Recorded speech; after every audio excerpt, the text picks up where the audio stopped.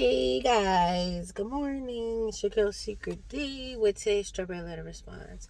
So the title of the letter is Number 2 Can't Be Number 1.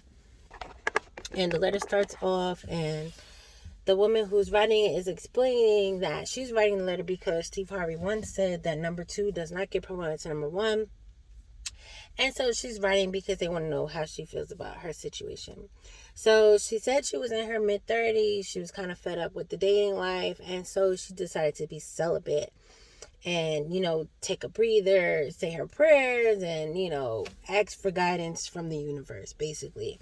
And so she said a year and a half, she met this guy, gainfully employed, attractive, handsome, all these things, and also believed in God.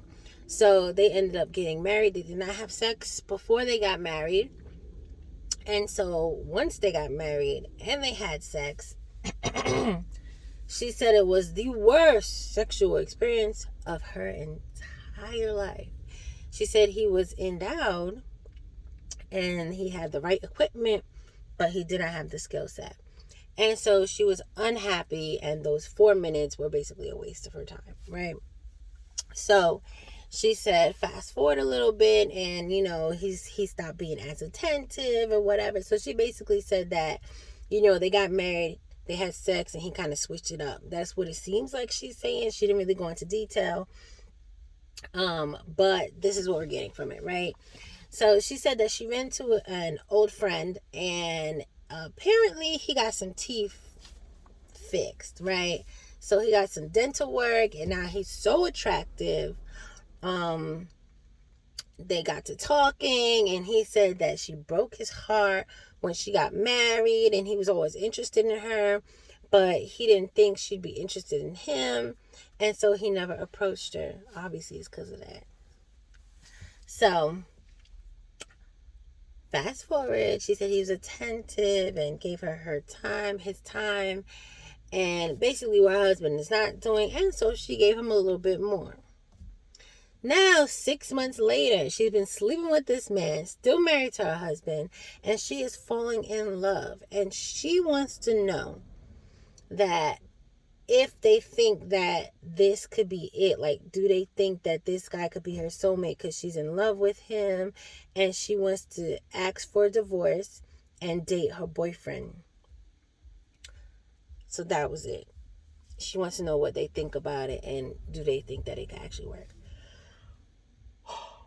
So Steve said absolutely, because he said he's on his 3rd marriage, and sometimes you do marry the wrong person, right? Now, he's saying that, it's been 6 months. Shirley kind of gave up, because the thing is this, when somebody writes a letter like this, it's like, they're not looking for advice, because obviously everybody's going to tell you, like, maybe, talk to your husband, because I didn't read anywhere where they tried to make the sex work, because I'm a firm believer that you can work on sex. Like, sex is not like this rocket science thing where it's like, oh my God, they suck at it and now it's going to be bad forever. Like, that's not sex. I feel like if people want to be good at sex, they can be good at sex with whoever they want to be good at. You know what I mean? Oh, that's one. 2, I feel like however he changed, he may not have changed. This didn't work for me.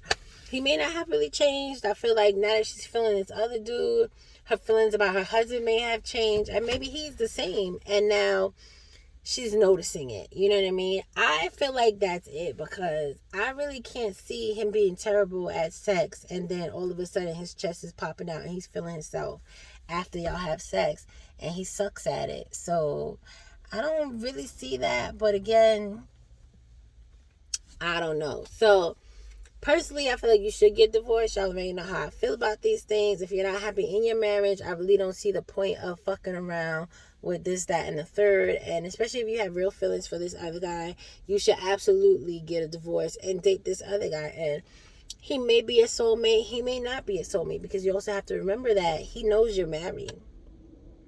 So he might not even be taking you seriously. He might just be doing what he got to do because you are married. He might have a whole girlfriend. Like, you don't know what people have going on, but you have to understand the optics of it from him too. So you could be all falling in love, and he could be looking at you as a piece of ass that he always wanted, never could get, and now he has access to you because you gave it to him. So he could be on a let me try to get what I missed tour. Like, it's so many missing pieces here. You said he's attentive and all that good stuff, but you never know. So I honestly say get divorced because you obviously don't want to be with your husband. I felt like your marriage could have been worked on, but you didn't want to. So at that point, just leave the man alone. Go your separate ways. See how it goes with your boyfriend, or don't. Because like I said, y'all beginning is kind of fucked up. So I don't know how far your relationship is going to go. Because he could possibly have trust issues moving forward because you're a whole married woman having sex with him. And that's the part that people fail to realize, is that when you have affairs with people and then get into relationships with them, you have a very bad foundation, and usually those people will have trust issues. But with all that being said, I wish you luck. Y'all can let me know what y'all think about it. I kind of knew this was going this way as soon as she said they didn't have sex till they got married. I was like, oh God, here we go. But that's not always the case. Like I said, I'm a firm believer that you don't have to have sex before getting married to have a healthy sex life after the fact, because sex is something that can be worked on. You can't change somebody's personality. You can't make somebody have more empathy. You can't make somebody be more caring. Those things that people have to do on their own. But sex, that's like a skill, like knowing how to braid hair. Like, it's just something that you work on, you get better at it. You know what I mean? But things that are deeply rooted in you, like your personality and your temperament, stuff like that, I feel like that's the stuff that's like a hard no. Like if somebody's really violent, hell no. Like all those things I feel like are hell no. But the sex for me is never gonna be okay, this is not gonna work. So yeah, y'all can let me know how y'all feel about it.